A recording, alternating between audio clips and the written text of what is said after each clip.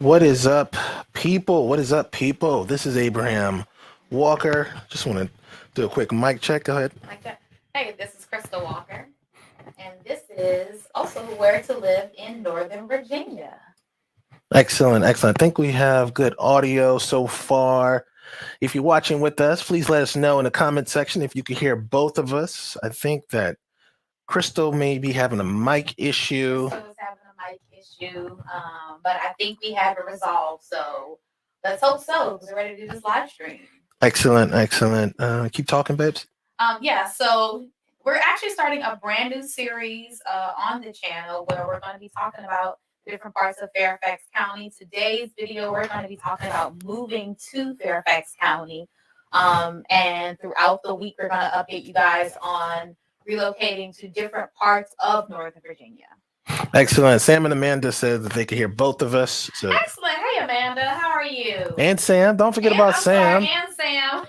Jeez. Hey, I'm sorry. Hi, Sam and Amanda. How are you guys doing? Let's see. Just make sure. Okay. The audio is off. Okay. Perfect. Okay. So now I think that we are good to go. Let's go. Yes. Welcome to another episode. Like Crystal was saying, we are launching a new series here where we're talking about actually 3 different sections of Northern Virginia. We're going to tackle Fairfax County on Friday, Mondays. Wednesdays we'll tackle, is it Prince William County?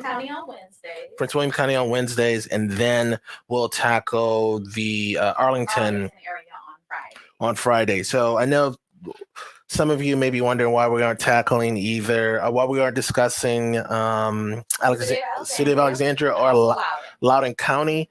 City of Alexandria and Arlington I wouldn't say that they're interchangeable because there are some differences between the two, but we get more people asking about Arlington than City of Alexandria. And with Loudoun County, Loudoun is so far to the west, we rarely get people on this channel that are really asking about that area. So we don't really see a need to make content for that segment of the market. But if more people start to reach out to us and let us know that they're interested in that type of information, then we'll make it available. Absolutely. So how are you doing today, Crystal?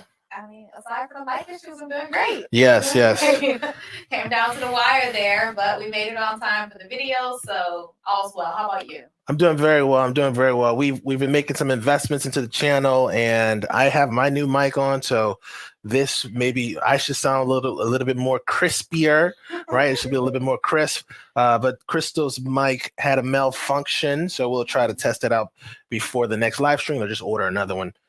So that's it. So today's video. Oh, you know what else I wanted to find out? What did y'all think about that new intro video? Last time, countdown. yes. Yeah, the countdown. The countdown, that's a new asset we added to the live stream channel as well. We actually got it working properly, I believe, this time around. So you should have heard the music this time instead of just seeing the video. Amanda says that there's quite a little bit echo. Yeah, that's actually why we got the new mic system. We noticed that this older system was actually giving us a little bit of an echo on our live streams. Unfortunately, for some reason, my new mic was not cooperating today. Hopefully, we can get that squared away between now and Wednesday. That's true. Hopefully so. Also, Anthony Rollins, Facebook friend of mine. What's up, Anthony? Thanks for joining us. And then we also have a spam bot. Hello, spam bot. Thank you for watching. We appreciate you making comments within the first 7 seconds of the video going up. We don't know if you saw the new Matrix, right? Maybe you're a part of that Ion Society with Jada Pinkett Smith as well. All right, so we're going to be starting a new series, as Abraham said. And one thing we actually talked about that we didn't cover in our last live stream, we said we was going to be Ask a Walker. We said we're going to just let everyone know that they're going to see a slight change. Right now, our company name is Ask a Walker, has been since 2012. And we are going to be introducing that or adding that to our YouTube channel name, just to clarify who we are as a company, so that when people visit our website, there's some continuity between our website and our YouTube channel. Right, because if you notice, a lot of the links in the description, if you're interested in starting the home buying process or even selling your home, the links in the description will take you to askawalker.com. So it may be a little confusing that we run a YouTube channel called Where to Live in Northern Virginia. We don't have a website called Where to Live in Northern Virginia. So, yeah, it is a bit long in the tooth. So we want to make sure that also our license is held underneath Ask a Walker. So if you did look us up in the real estate board, you would see Ask a Walker. You wouldn't see a company called Where to Live in Northern Virginia. So we just want to make it a little bit more transparent for our viewers and make it just easier to jump between the website and the videos, because if you've been to our website, you may notice that we take the transcript of our videos, we kind of polish them, and then we put them on the website as well. So if you're not interested in watching, these videos, right? Because this video here is probably going to be maybe 30 minutes to an hour long, depending on how many questions we have. Maybe you just want the content. Well, going to our website is going to give you the content. But if you land on our website, you may not understand why there's this channel called Where to Live in Northern Virginia. So that change will be coming up shortly. So it'll just be, for the time being, Ask a Walker Where to Live in Northern Virginia. And then eventually we'll just drop off the Where to Live in Northern Virginia. And this is also going to help us moving forward, because Northern Virginia, while it is a popular area where a lot of people live, most people are more familiar with DC, Washington, DC. Like, most people move to the DC metro area. And a lot of our walking videos, not a lot, I would say there's a fair amount of our videos, or even like things to do, we talk about the DC area. So again, that also causes a little bit of confusion. If you're coming to Northern Virginia, then you hear us talking about Washington, DC. So we just want to make sure that you have the best experience overall and you're not confused at all, especially if you're moving to the area from another location, right? This could be a big move for you. I know the prices are kind of shocking depending on where you're coming from. So we don't want you to be shocked anywhere else. So that's where that name change is coming from. Absolutely. And then as far as asking walkers, because we want you guys to ask us your real estate related questions. Are your questions about moving to the area, whether it's about real estate or anything else about Northern Virginia. And so if you have any questions, be sure to drop those down in the comments. Abraham and I will address them throughout the video. That's correct. Now, let's talk about the format of this video that we're doing right here. We have some prepared notes already. We're going to kind of do like a little presentation, have a conversation around the topic. If you have any questions, please post those questions down in the comment section of the video. And wherever you are, you can post those questions. I believe we can see all questions or comments no matter where you're watching us from. So if you're on Facebook, if you're on LinkedIn, YouTube, Twitter, all those places, if you make a comment, we'll see those comments. And then after our presentation or after our conversation, then we will open it up for questions and we'll make it through all the questions and then in the show. So that's how this is going to work. So today's video is or today's conversation is about moving to Fairfax County. Mm-hmm. All right. Well, for starters, we get people from all over moving to the Northern Virginia area as a whole. And so what we want to do is kind of break those areas up. Because one thing we notice is that when people reach out to us, they've already figured out, or they're in the process of figuring out one specific area they want to focus on. We very rarely have anyone contact us who is just interested in Northern Virginia as a whole. For the most part, they've narrowed it down to Fairfax or Prince William. And so we just want to give you a few details about each. There are a few differences between the areas. And so hopefully by watching this video series, you will learn a little bit more, and that may help you narrow down where you want to be. So for starters, and to kick off this series, we're going to begin with Fairfax County, which is where we live. So Fairfax County is a pretty large area. Fairfax County would actually be the 10th largest city in the nation if it was a city.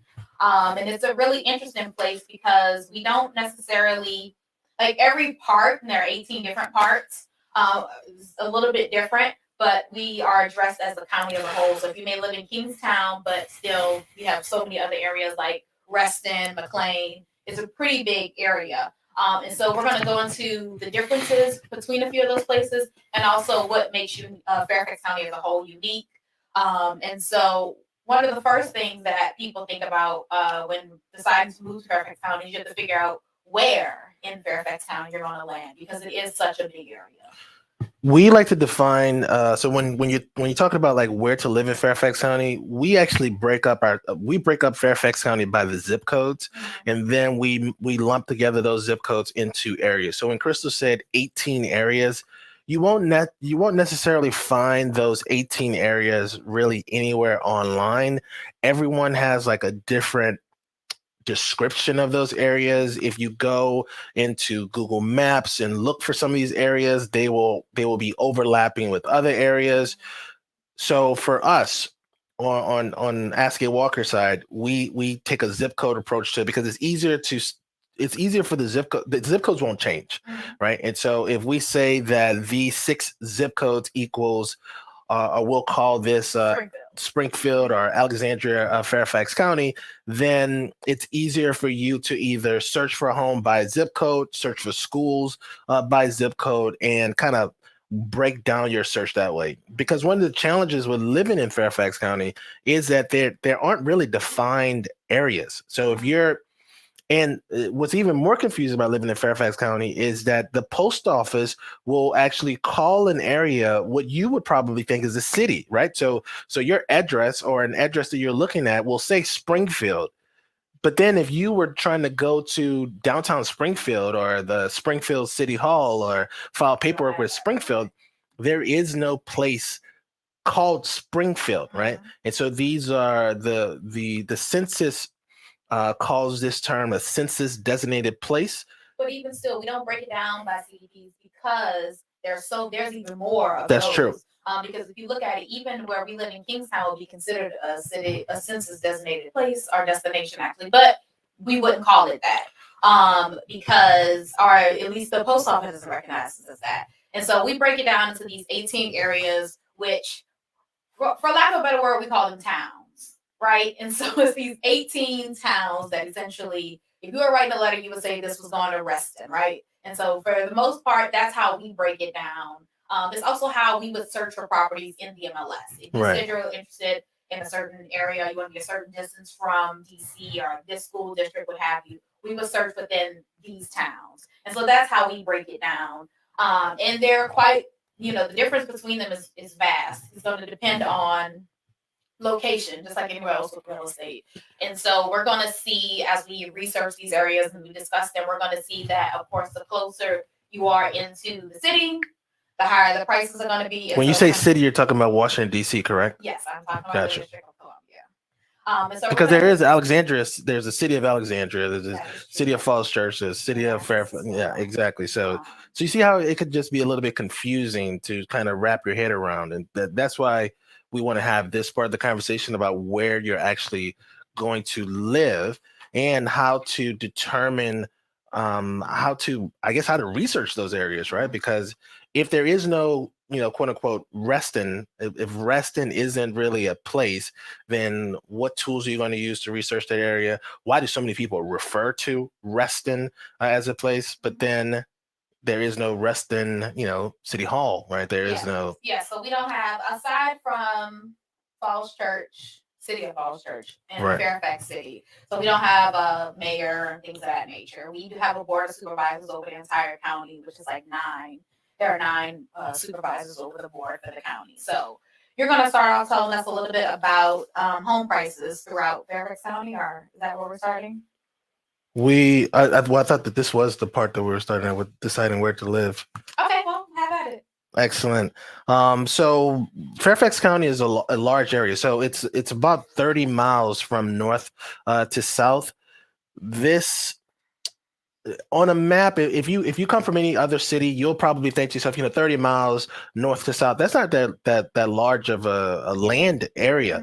But with the townhouses, condos, and the single family homes that are on very small lots, we fit about, what is it, like 1.1 million people in that small area. So it's a small area. And since this area is an older area, the street system is horrible, right? Like getting around is not as intuitive as a traditional city that would have been developed after the war. So if you go into like on the West Coast, because those areas were developed before after the East Coast, there's more grid structures in those city layouts. That's not the case in Fairfax County. So there's going to be a lot of winding roads, a lot of dead end streets. So many cul-de-sacs. Yes, there's cul-de-sacs everywhere. Mm-hmm. There really isn't much. I'm not going to say that there's not much structure here, but we're going to talk about like transportation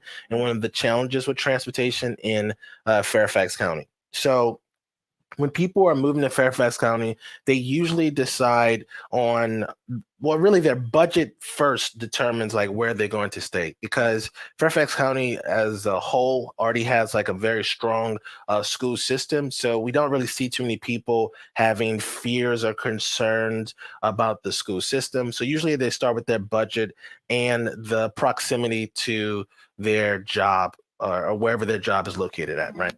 And so when people are talking about their jobs, usually they break down their commutes into 15-minute increments. They usually tell us they want to be either 15 minutes away, which is rare. Usually closer to 45 yes, minutes away. 30, 45 minutes, an hour. We do have some commute soldiers who don't mind doing an hour, hour and a half, right? And that will determine like how much house you can get. But usually, like I say, it's usually your budget is going to determine exactly where you're going to live in the area. After you get to budget and commute, then we start talking about home types. Fairfax County, the average sales price in Fairfax County is relatively high compared to the rest of the country. So if you come to this area and you're already used to making, what is probably a relatively high income in whatever market you're in, you're probably immediately thinking to yourself, you know what, I'm going to get myself a single family home. And that just may not be the case, because Fairfax County is notorious for having $500,000 townhouses just scattered all throughout the county. So with that being said, your budget is going to kind of determine what type of house or what type of property type you're going to gravitate toward. Right? Absolutely, because it's very easy in Fairfax County. You can spend $600,000 on a townhouse. And so for some people that's perfectly fine, and for other people they want, for that price point, they want more space. And so this is where we talk about often with our clients, which is the trade-off.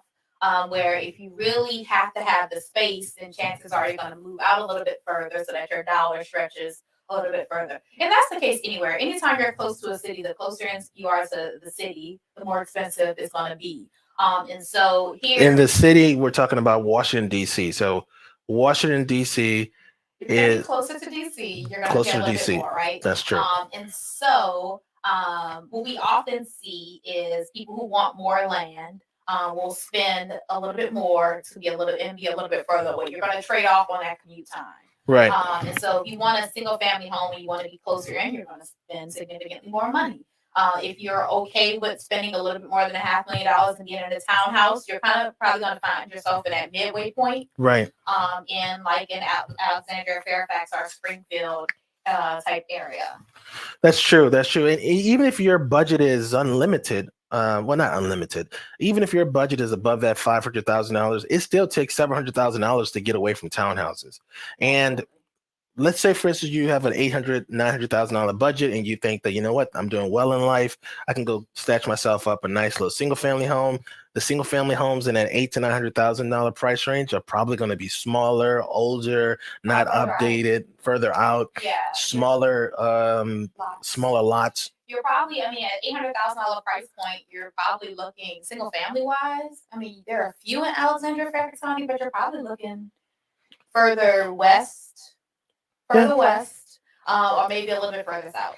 That's true. You could still get a single family in McLean or even Great Falls. It's just gonna be older and smaller. So your expectations when you come to Fairfax County have to be set properly, right? We want to make sure that you get into a nice home, something that has a great commute for you, and something that offers you a great quality of life. We're really big into quality of life with our clients, and we want to make sure that, you're not stuck in traffic for 2 hours a day, and you get to get the most out of this experience moving to Fairfax County.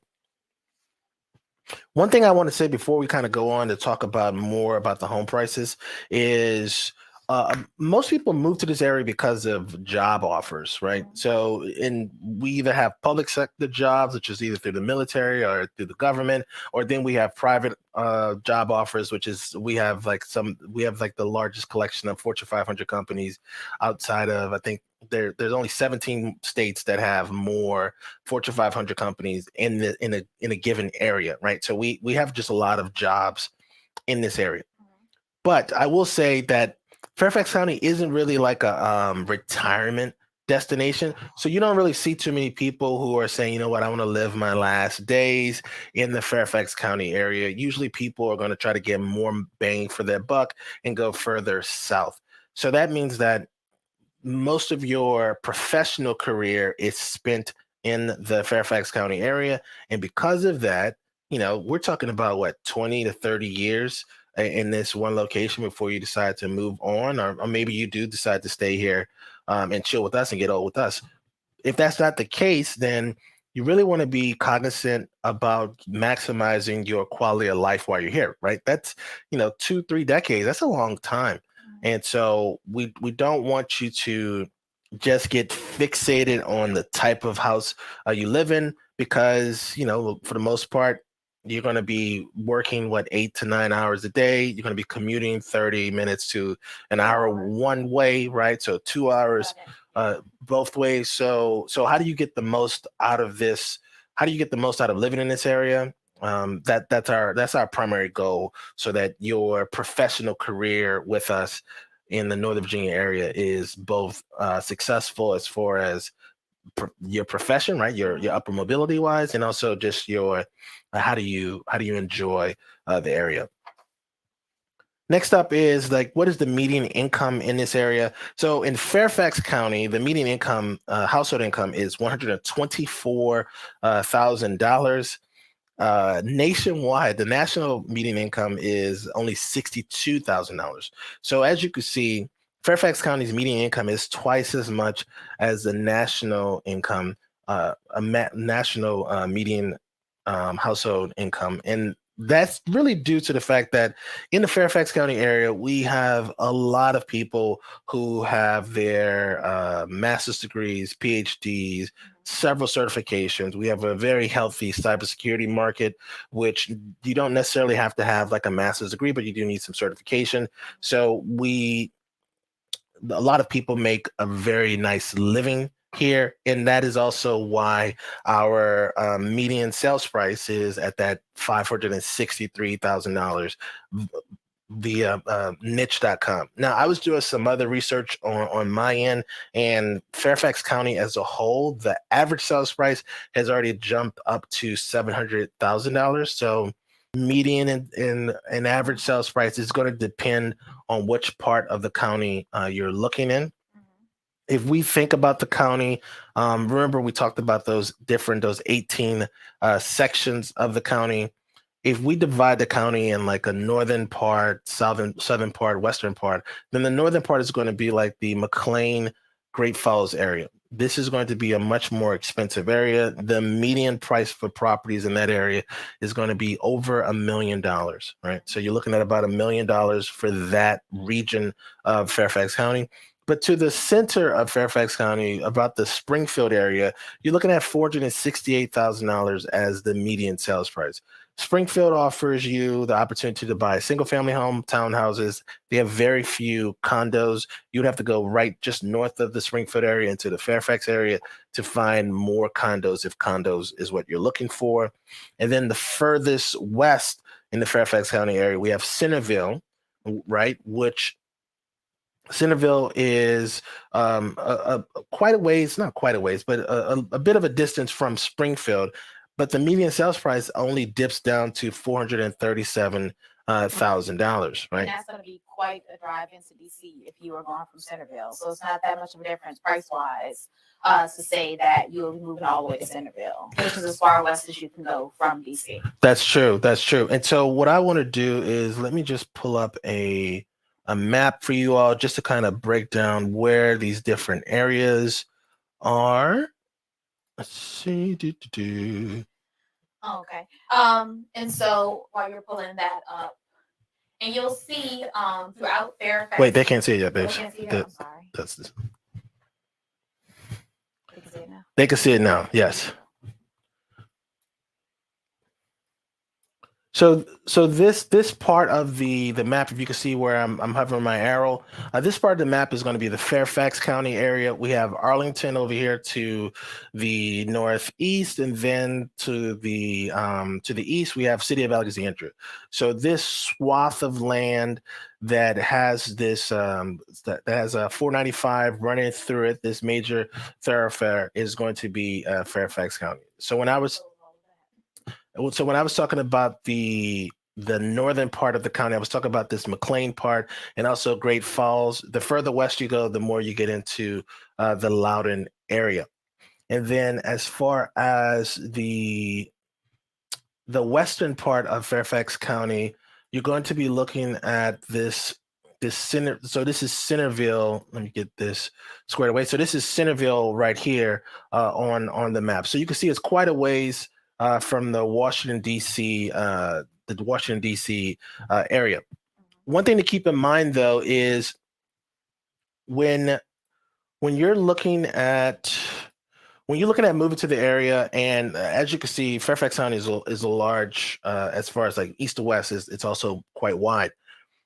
People who live in Centerville aren't necessarily commuting into Washington, D.C., right? So there's job bases in the Tyson's Corner area, Reston area. There's also Fort Belvoir, which is going to be to the south and like near the Lorton area. So just because you see how the width of the county doesn't necessarily mean that you're going to be working near that. Well, you will be looking for work near that area. Now, the next thing you want to consider when you're looking at properties is that the further west you go, the less condos there are available to you. So condos are typically for either younger homeowners, home buyers, and they're usually smaller. So it's going to be less 2 or 3 individuals live in those properties. So you're going to see a lot of that densely populated property types located closer to the DC metro area, or even closer to Tyson's Corner, Reston area, where they have a lot more jobs. So that's the median income. So Crystal's going to talk to us a little bit about the public schools. So that's one of the reasons people choose to move to Fairfax County. When we're looking at people relocating to the area, specifically people in the military, they're looking in the DC metro area. So for the most part, you have the option moving to DC, Maryland, or Virginia. One of the things that brings people to Virginia is going to be the public schools and the highly rated public schools. Of the top 10 rated public high schools in the DC metro area, according to U.S. News, 5 of those top schools are going to be in Fairfax County. The others are going to be split between Montgomery County and Maryland, and I believe 2 of them are in DC. So for that reason alone, a lot of people choose Fairfax County. Thomas Jefferson, which is a magnet school here in Fairfax County, is actually U.S. News number one rated high school in the country, and has been for a couple of years now. And so it's our only magnet school though. And so I always warn people about that, because when you're in bigger cities, they have like charter schools and more magnet schools where there's like a lottery or an admission process. And we don't see that in Fairfax County. Outside of Thomas Jefferson, your kids will go to whatever school they're assigned to or zoned to for your home address. And so for a lot of parents, high schools or even elementary schools are very important. But overall, as a whole, Fairfax County public schools are rated pretty well. We have high graduation rates, high test scores, and even pretty high numbers as far as the number of students that participate in advanced placement. Now, for a lot of our military families, whether it's military or folks who work for the State Department, we have good friends of ours that are in the State Department, and they come back every few years. And because of that, they specifically need to live in the area when they do come back. That has an IB program or International Baccalaureate program. And so we actually have a number of, we have eight of the 30 high schools in Fairfax County offer an IB diploma. And so that's important for a lot of our families, because they're coming in from out of the country and they need some continuity for their kids as far as education. So that's one of the pluses of moving to Fairfax County as well. A lot of parents also happy to hear that some of our middle schools also participate in the IB middle years program. So again, that's just another thing that people really enjoy about the Fairfax County school system is that overall from elementary through high school, you're going to see a lot of different programs, a lot of highly rated schools. Another thing, as far as parents of older students that we often hear about is parents asking information about ROTC programs. Right. That we hear that over and over again. And again, 8 of our high schools in the area have ROTC programs, and that's going to be for the Army, Air Force, Marines, and Navy. There's not a Coast Guard JROTC, but the other 4 branches, there's JROTC programs in Fairfax County. One of the things I actually don't like about Fairfax County is that as far as our public schools is we only really see foreign language programs in the higher cost of living areas. Right. So when you're looking, not all of our middle schools and high schools have foreign language programs. I'm referring to the elementary level. So we have a few schools in the county that have immersion programs, and those are more like charter schools that you see in major cities and where you have to go in through a lottery to get into those immersion programs.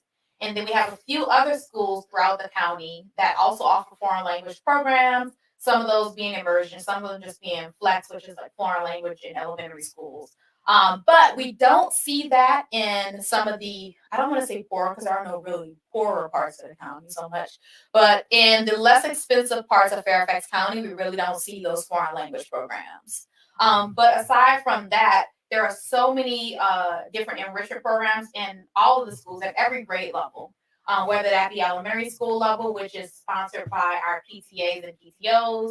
In middle school, we have, lots of different intramural sports and after school programs. And then in the high school level, one of the things we often joke about is that there's not a lack of anything. Right. As far as what's available to our kids, as far as different programs, whether it be language classes, different clubs and organizations, every sport imaginable. And so overall, we just have a really great, high quality, high rated public school system here in Fairfax County that is really important for parents like myself. So 2 things I want to just point out. There are 188,000 students in Fairfax County public school system. It's the 13th largest public school system in the country. There are only 1,800 students at Thomas Jefferson. So while Thomas Jefferson it gets a lot of awards, a lot of people talk about it, most likely your kid isn't going to go there.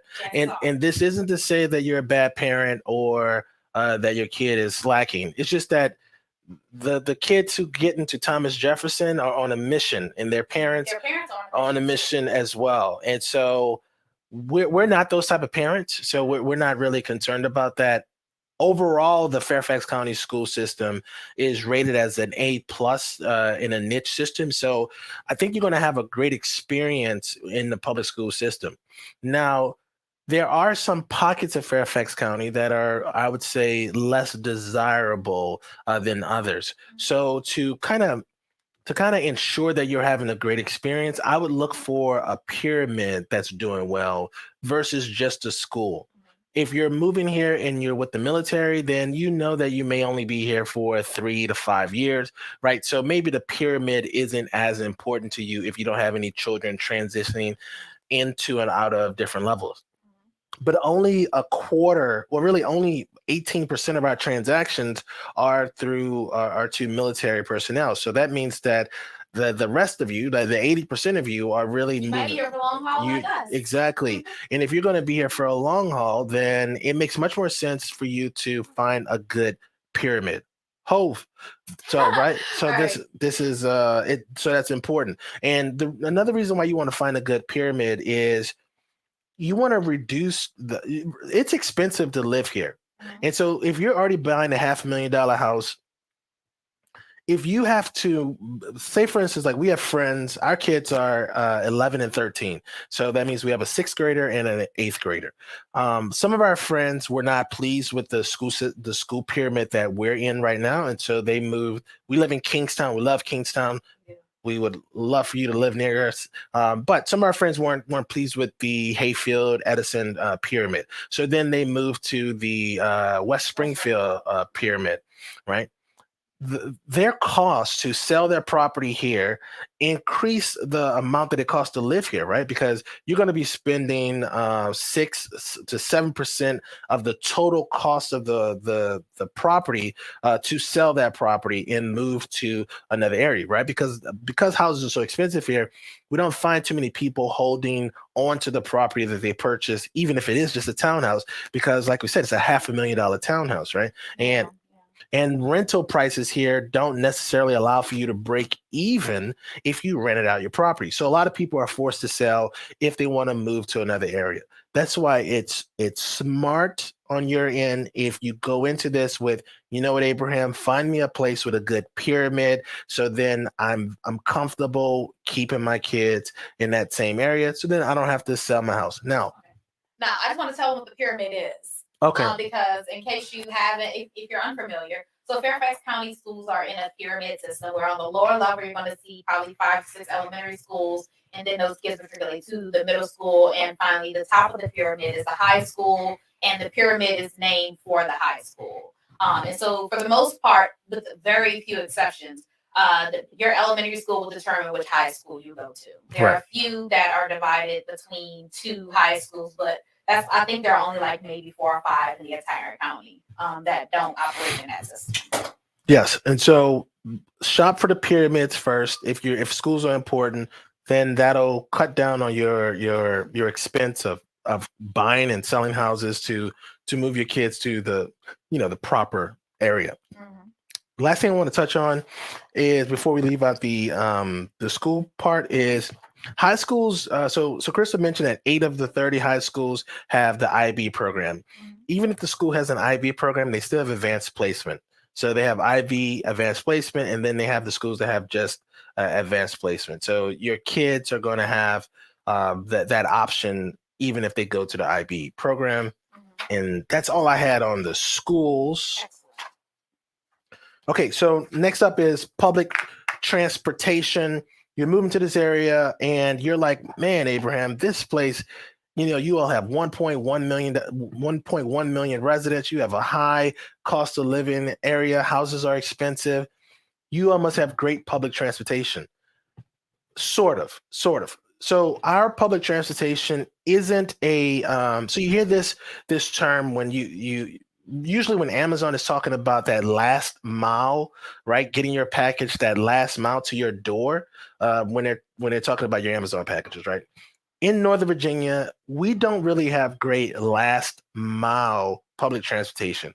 And what I mean by that is you have to drive to the metro stop, right? So we don't have an efficient system to get you from your house, from your door to the metro stop. So most people are driving to the metro, and then from the metro, they're going to their work base, right? That isn't really a great public transportation product, right? When you compare it to like the New York City, right? In New York City, you don't really need a car to live in New York City. In Northern Virginia and Fairfax County specifically, you're going to need a car. Now, I know there are a few areas in Fairfax County that you can get away with not having a car. Reston is going to be one. I can't think of 2. What's the other one? You could sort of get away with it in Tyson's Corner, sort of. It's not really walkable. It's not. So I wouldn't say that. So that's why when moving to Fairfax County, yes, this is we have Fortune 500 companies, we have military bases, but our public transportation is really just to keep you off the highway, right? Yes. Now, what I will say is we do have the Fairfax Connector, which is the bus system here. Yes. And it goes through a lot of the bedroom communities. I think more what he's saying is that's fine as far as getting to work. But you wouldn't be able to get by in the suburbs in these areas, let's say, to do your grocery shopping and things of that nature. Right. So public transportation is fine, and actually is always improving as far as getting you from your home to your employer.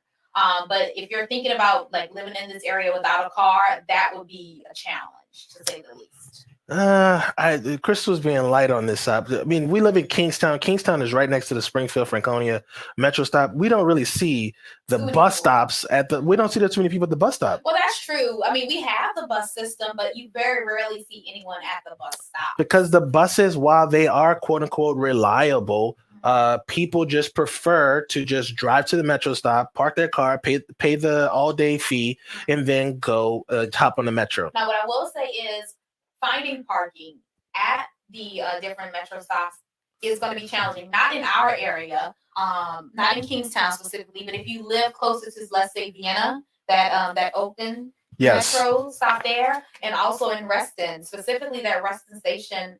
Not Reston Station, the Wiley Reston, because Reston Station hasn't opened yet. Right, yes. Reston Town Center hasn't opened yet. But those parking lots get filled quickly, and if you're not there, sometimes by 6:30 a.m., you're not going to get a parking spot. That's true. So in those areas, the buses are used a lot more regularly than in an area like ours. So that's why I mentioned that. So you're forced to use it. Yes, that's right. Yes. Now another thing that we want to touch on is slugging. Yes. And also on the HOV lanes, because a lot of people here carpool because they would rather just ride the hub lanes. If you have 3 people in the morning, and please have 3 people, don't try to like do that whole doll thing because now they have heat sensors. Yes. So you will get a ticket in the mail. So what Chris was talking about is that some people put mannequins in their cars to try to trick the system to believing that they have 3 people in the car. Well, the HOV, the Easy Pass, the company that's over the Easy Pass system just installed heat sensors at some of the major checkpoints. So now you'll get a ticket in the mail. Like I've gotten, well, I don't get the ticket because I have an account. So they just send you a warning if you already have an account. Yes. So if you have 3 people, a lot of people choose to do that. Also, we have something called slugging here, which is we have slug lines or slug stations where people show up. You pull up in your car, a few strangers will get in, and you guys will go into the city, the hub lane. The people who get into your car get a free ride to the city. You get to go through the hub lane without paying a toll. That's right.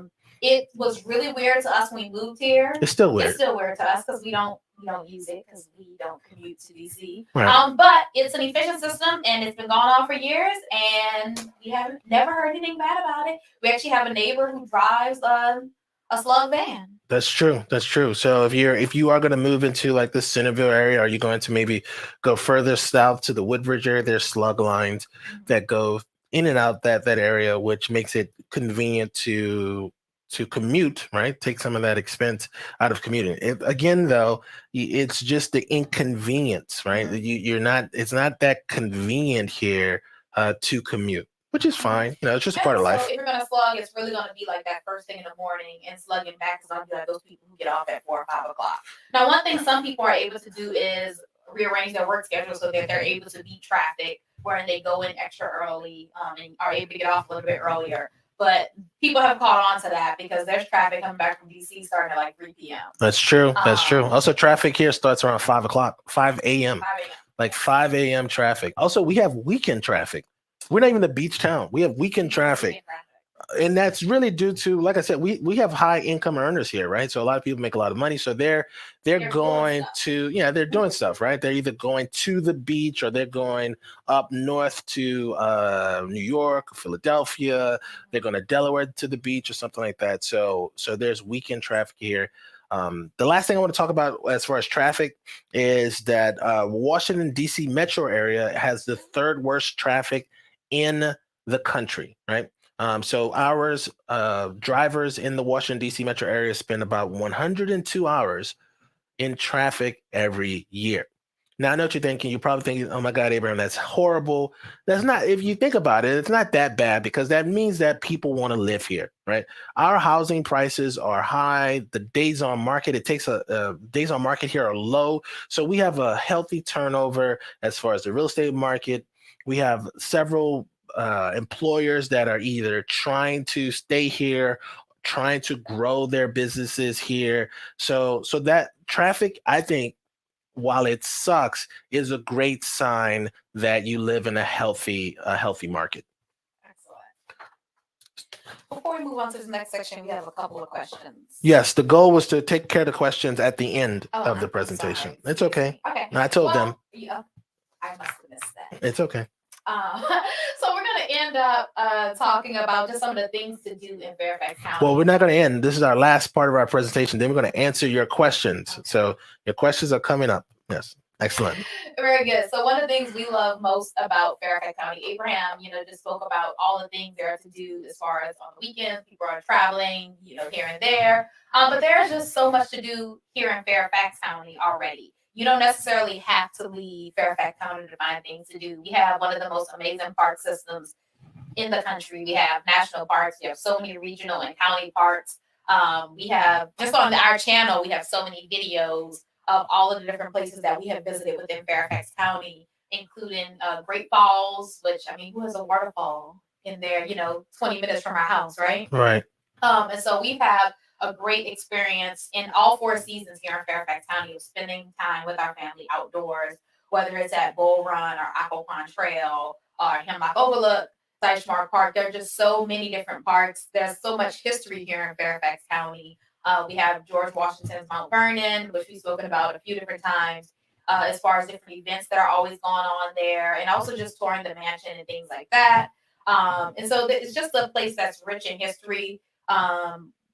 Depending on where you are, the farther out you go west, we mentioned Centerville earlier, so there's going to be Bull Run Winery, which, of course, to have a winery, you need a lot of land, and that's just like a scenic, beautiful area, but also a lot of history because major Civil War battles were fought in that same area.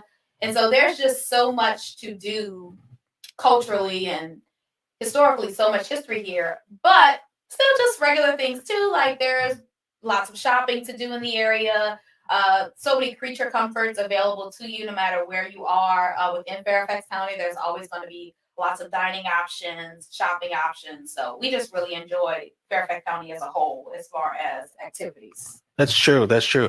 One thing I want to mention, though, if you're moving to Fairfax County, we have these things called rec centers. Mm-hmm. Rec centers are, I would almost call them like community centers, but they're not really. They are evenly distributed throughout the county, so residents in all the parts of the county can get to their own rec center, right?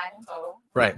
So these rec centers, some of them have golf courses, all of them have basketball courts, all of them have swimming pools, weight rooms, rec facilities, rental spaces. One has an ice rink, the one in Alexandria. Yeah. Audrey Moore. Mm-hmm. So there's these rec centers, right? And if you're not interested in going to like a big box gym, like a LA Fitness or Planet Fitness?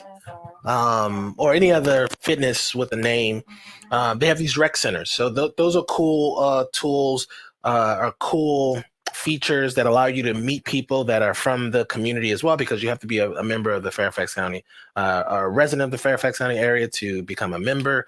The rates are pretty affordable. I would say that they're on par with like a LA Fitness. A lower end or a lower cost gym. Absolutely. Exactly. And then there's also another thing I want to mention is if you're moving here with kids, right? So a lot of the people that we help through this channel are usually relocating to the area with kids. Mm-hmm. A high percentage of you all reach out to us to have kids. Mm-hmm. One of the cool things about living in Fairfax County, because this is a high cost of living area, your kid, any sport your kid is interested in, we have, right? Absolutely. So but it's usually through clubs. Mm-hmm. So you will have to join a club. But if you don't mind joining the club, there's everything from baseball, football, basketball, track and field, fencing, volleyball, softball, everything. So that your kids are going to have a great experience here as well, because they'll be able to be active, and depending on how active you want them to be, there's a sport or something for them. Absolutely. And just actually some of those clubs are even sponsored through the rec centers. And since we're talking about kids, all of the rec centers in the area also have just a multitude of camps throughout the year. Every time schools are closed, the rec centers have camps. So whether it's winter break, spring break, summer break, even if the kids are just out of school for maybe a 2-day holiday, there may be a camp at some of the different rec centers. And those camps vary from different sports to other interests like arts and sciences. And so our boys have been to camps at a couple of the rec centers in the area. So there's always different events going on there. They also have classes there throughout the year. So not just camps. They have classes. And like I said, they even have some club sports at the facilities, at the rec centers. That's true. That's true. Okay, so it is time to open up the questions. We have a few questions we want to get to. Thank you so much for joining us thus far. If you have a question, post it down below and we will get to it as a comment. So let's see. Our first question is from Joel. He says, what would you rate as the top 2 or 3 trade-offs that can have the most dollar impact in terms of most bang for your buck? Distance from metro, smaller backyard, older kitchen. Thanks. So what would you rate as the 2 or 3 trade-offs that can give you the most dollar impact in terms of your bang for buck? The biggest trade-off I would say is proximity to DC. You'll notice that properties that are closer to DC. So we're just talking about investment purposes, right? So we're saying if you put $1 in, how can you maximize that dollar out? The closer you get to DC, the more expensive the properties are, but also the more likely the properties are to be more desirable to other individuals, right? Because people in this area are commute sensitive, right? Commutes are a big conversation. Like if you want to meet new friends, if you meet a stranger, just talk about your commute. That's a great icebreaker. Yeah. So I would say that proximity to DC proper, not the job bases, right? Because we have job bases in Tyson's, we have the Pentagon, we have Fort Belvoir, we have Reston. But if you notice on the map, the closer you get to DC, the more expensive things become. So even if you never work in DC, people are sensitive to how quickly they can get to DC. And I would say that is the biggest trade-off. The next biggest trade-off, I wouldn't say distance to metro station isn't really an issue here because people here aren't necessarily sensitive to driving to the metro, right? So even if you're not that close to, even if you have like a 5-minute, 10-minute drive to the metro, there won't be really much of an increase everybody does it. So there's not really an increase in value. Smaller backyard. Everybody has smaller backyards, so that's not really a deal breaker. Tables in the backyard, especially if you're in a townhouse, so that's not really a big deal. Older kitchens. Kitchens here aren't necessarily renovated per se. A lot of our housing stock is from the 80s and 90s.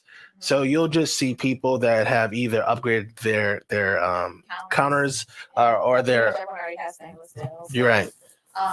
I will say if you're going to be closer to the city, you may end up trading off and getting a smaller place. Right, you will get a smaller place. The size of the home because you're going to look at older properties. The farther you are from the city, usually the newer the properties are, and so you're going to end up with larger properties farther away from the city. So if you're looking at being closer to the city, you may be looking at smaller properties. That's correct. Thanks so much, Joel, for that question. All right, let's go to our next question. It's from Amanda. Hey, Amanda. Does the county rezone very often? Do you have to worry about getting switched to a different pyramid if the zone changes? All right, so the zones are actually reevaluated every July, but they don't necessarily change every year. So very rarely do we see the pyramids changing in any major way. But does it happen? Yes. And if it does happen, will the change affect you?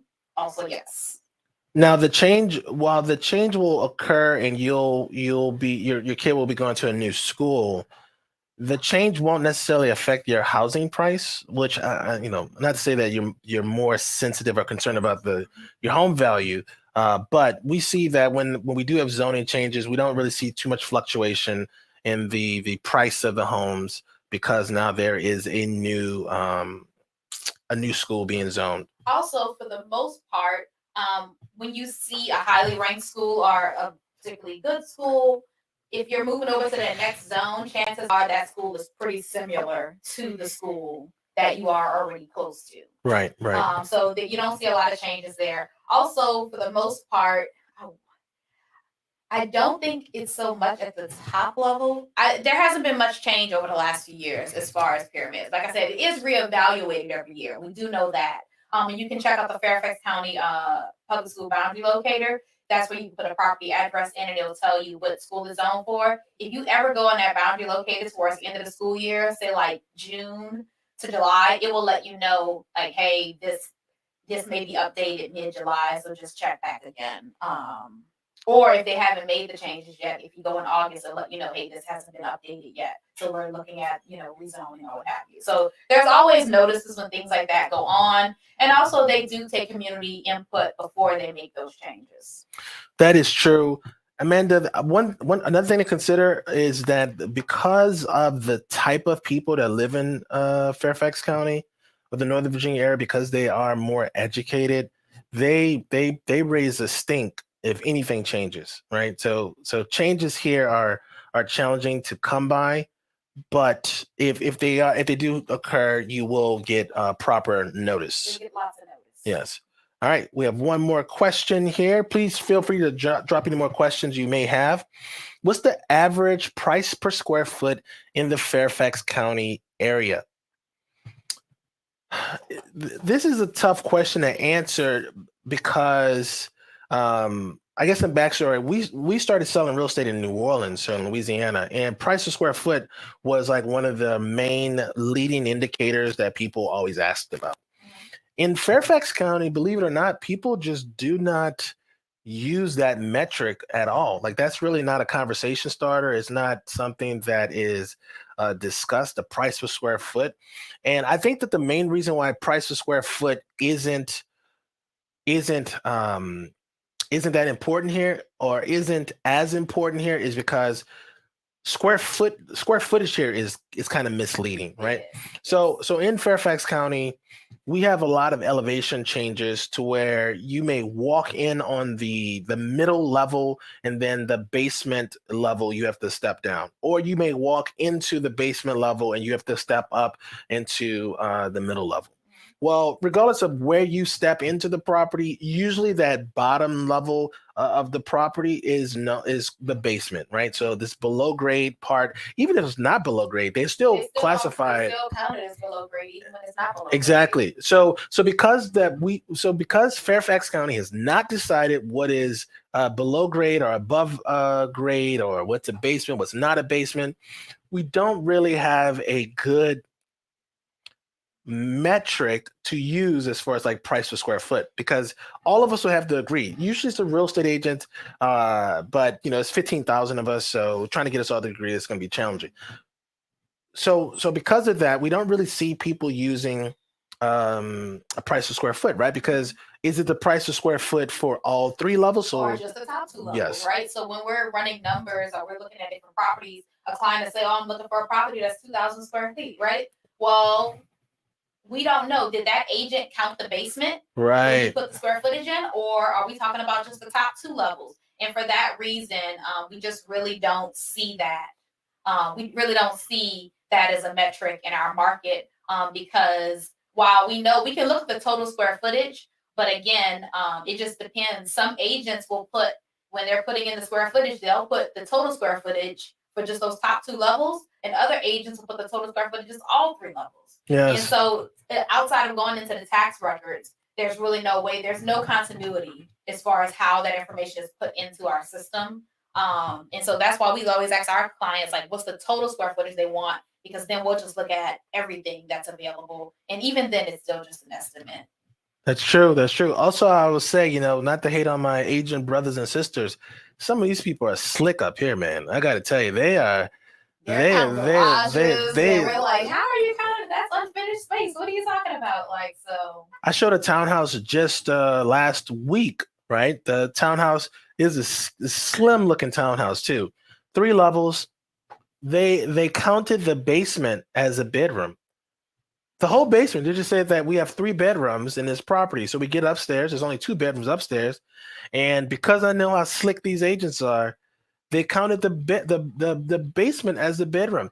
Now, could you use that basement as a bedroom? Sure. Sure. But you could use the kitchen as a bedroom, right? You could use so a couple years ago, it used to be you had to have a closet and an egress window to be counted as a bedroom. Well, right. Maybe 2 years ago or so, the board changed it to where now all you have to have is the egress window. Yeah. And so since there's no longer that requirement for a closet, then that means that you can count. And you know what? We all know it's not a bedroom. But that doesn't stop an agent from putting it in the system as a bedroom and unfortunately wasting the time of people who are looking for a certain number of true bedrooms. That's true. And unfortunately, there's nothing to be done about that. It's yes. not for now. So I think that's one of the reasons why we really don't use price per square foot is because agents in this area would like the opportunity to be slick with their marketing, right? And what constitutes finished square footage, what constitutes unfinished square footage. Like they should not be counting the garage. They shouldn't, but like I said, like we have so much flexibility when we input a listing in this area. So that's why we don't use price per square foot. Yeah. Another note too, when I sold real estate in New Orleans, the agent was responsible for measuring the property, right? So either you got it measured by an appraiser or somebody who does floor plans, or you yourself measured the property.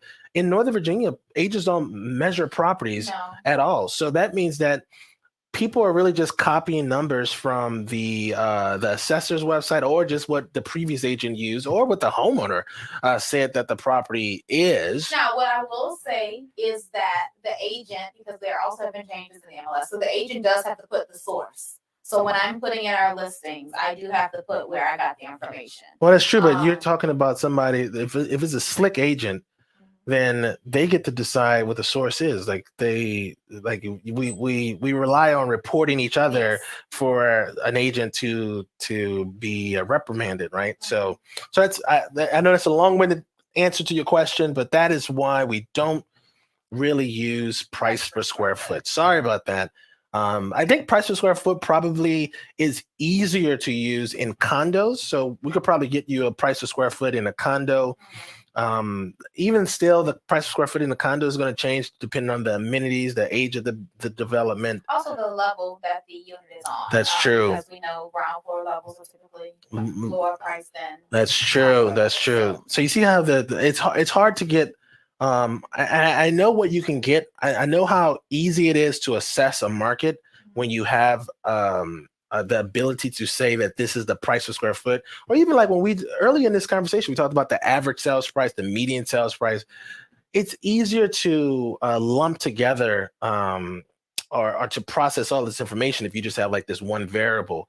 And unfortunately, that just doesn't work yet in this particular market. So that's a great question. All right. So Amanda says, thank you. That was really helpful and encouraging. My pleasure. Our pleasure. Christine says, thank you. She had the price per square foot question. Excellent. That was my next question. Okay. About the unfinished garage space. Excellent. Okay. And then we have the bot. Is that a bot? No, wait. VA square foot tech. That looks like, oh, no. I think that is a bot. Hello, bot. Okay. And there's another bot right there. There's another bot right there. So we have these bots are in the building. Well, thank you for joining us, just like all of our real viewers. We appreciate it. Yes. Got these I am robot people here. That's cool. That is it. So every Monday we cover Fairfax County. So if you're moving to the Fairfax County area, jump on our Fairfax County live stream. Wednesdays we'll be covering Prince William County. And then on Fridays, we will be covering Arlington. If you are ready to take the next step, we have a link in the description to our perfect home questionnaire. You just fill out that questionnaire, and then we'll schedule a time to meet with you via Zoom, right? And then we'll answer any questions that you may have at the time. Do you have anything else you want to say?